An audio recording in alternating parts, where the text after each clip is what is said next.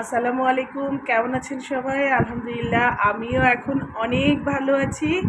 এই যে আমার ছেলের এই যে সেকেন্ড দাঁত, ওর কিন্তু 7+ বয়স, কিন্তু দেখি বাবা জিভটা সরাও। হ্যাঁ, এই যে দাঁতটা কেমন নিচ থেকে উঠে গেছে। তো যাই হোক, এই দাঁতটা তুলতে আমার প্রচণ্ড কষ্ট হয়েছে।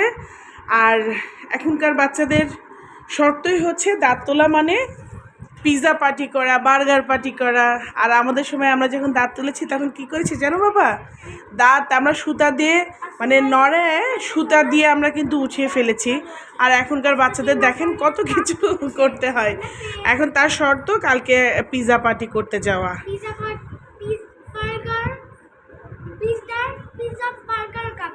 তাই তুমি তো দাঁত দিয়ে খেতেই পারবে না, তাহলে কি করবে?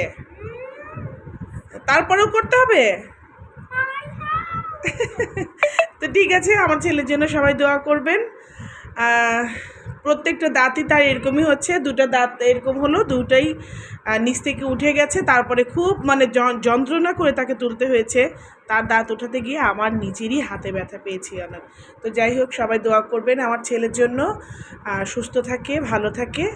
আর আমার ভিডিওটা ভালো লাগলে অবশ্যই লাইক কমেন্ট শেয়ার করবেন। আল্লাহ হাফেজ। আল্লাহ হাফেজ বলে দাও, তাকাও এদিকে। ওকে।